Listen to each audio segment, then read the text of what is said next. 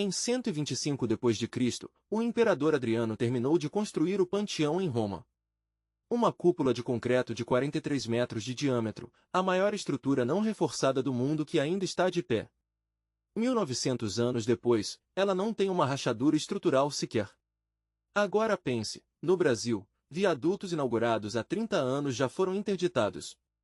Pontes de concreto dos anos 1980 precisam de reforma urgente. Edifícios com 50 anos apresentam corrosão de armadura. O que os romanos sabiam que a gente perdeu? A resposta vai mudar a sua visão sobre construção civil. Os romanos chamavam o seu concreto de opus caementicium. A palavra caementicium vem de caementum, pedaços de pedra atirados junto com a argamassa. Era uma mistura de cal virgem queimada, cinza vulcânica chamada pozzolana e fragmentos de rocha ou tijolo quebrado. Não tinha aço.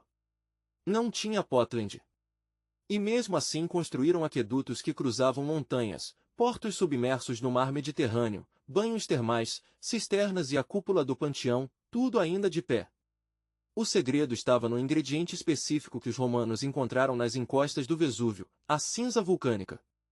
A pozzolana é uma cinza vulcânica de coloração avermelhada ou cinza escura, rica em sílica e alumina reativas.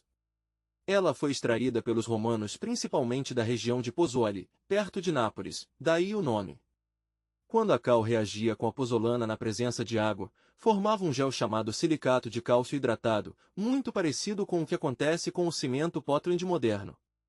Mas havia uma diferença crucial: a pozzolana também continha aluminato de cálcio, que dava ao concreto uma propriedade extraordinária, a capacidade de continuar crescendo e se fortalecendo por séculos, especialmente em contato com água do mar.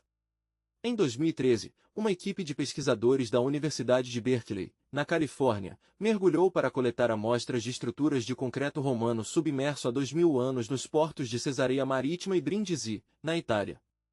O que encontraram dentro do concreto surpreendeu a todos: cristais minerais crescendo para dentro das microfissuras, preenchendo-as completamente. Isso não deveria acontecer. No concreto moderno, a água do mar penetra nas fissuras, corrói o aço e expande as trincas.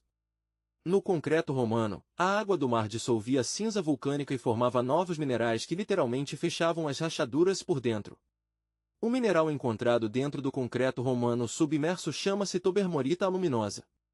É um silicato de cálcio hidratado com alumínio na estrutura.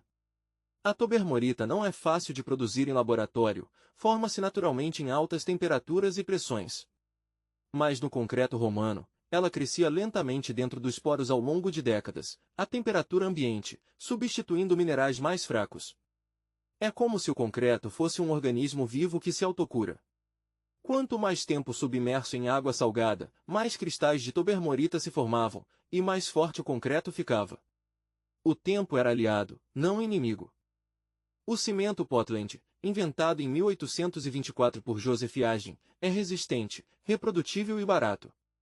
Mas tem um problema: é frágil e impermeável ao mesmo tempo que é poroso. A reação de hidratação do Portland libera hidróxido de cálcio, um produto fraco que se dissolve em água ácida. As microtrincas inevitáveis do concreto deixam entrar água e cloreto. O cloreto oxida o aço. O aço enferrujado expande até 6 vezes o volume original. Essa expansão quebra o concreto por dentro, é o que o pessoal chama de corrosão de armadura, principal causa de falha em estruturas de concreto armado depois de 40 a 80 anos.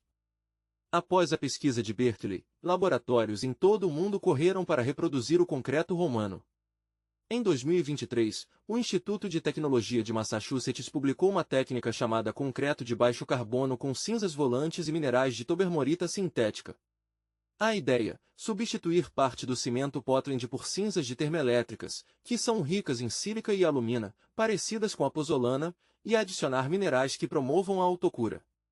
O resultado inicial: concreto com 40% menos CO2 na produção e vida útil estimada de 300 anos. A engenharia do século XXI olhando para o século II. O Brasil não tem vulcões, mas tem materiais pozzolânicos em abundância. A cinza volante das usinas termoelétricas, a cinza da casca de arroz rica em sílica, a argila calcinada e a microsílica, resíduo da produção de silício, são todos materiais com propriedades pozzolânicas. A norma brasileira BNT-NBR 5736 classifica os cimentos com pozolana. O CP4 tem 15 a 50% de pozolana em sua composição. Ele é mais indicado para obras em contato com água do mar, rios e solos sulfatados, exatamente as condições onde o concreto romano se destacou. No Brasil, esse cimento é subusado, mas deveria ser o padrão para obras hidráulicas. O concreto romano era mais fraco na compressão, resistência de 10 a 15 m para, contra 25 a 35 m para do concreto estrutural moderno. Mas durou 2000 anos. O concreto moderno é mais resistente inicialmente, mas começa a deteriorar entre 50 e 100 anos. O romano não tinha armadura metálica, portanto não tinha corrosão de aço. O romano ganhava resistência com o tempo. O moderno perde. O romano era poroso de forma inteligente, a água ativava reações que o fortaleciam. O moderno é poroso de forma danosa, a água o corrói. A lição: resistência máxima inicial não significa durabilidade máxima. Você não precisa esperar a indústria revolucionar para aplicar princípios do concreto romano na sua obra.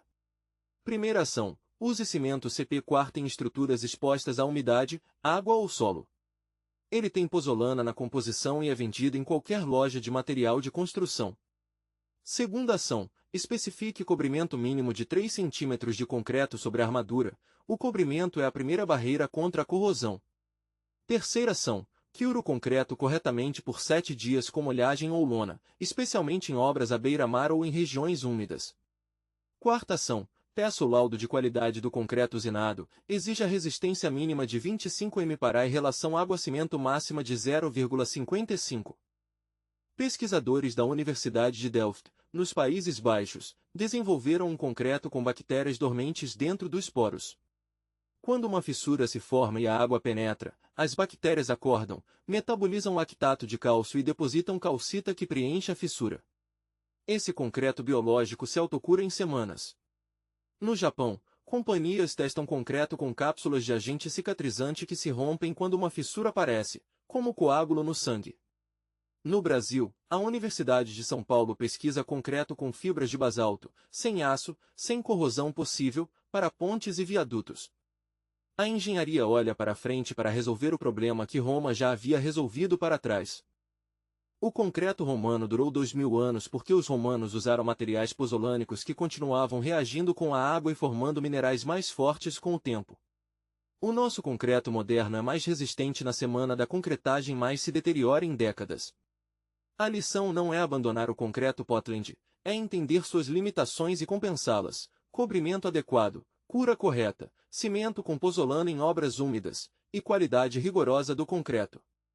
O Panteão não durou porque os romanos eram mágicos. Durou porque eles entenderam a química dos materiais que usavam. Na construção civil, conhecimento é a melhor fundação que existe.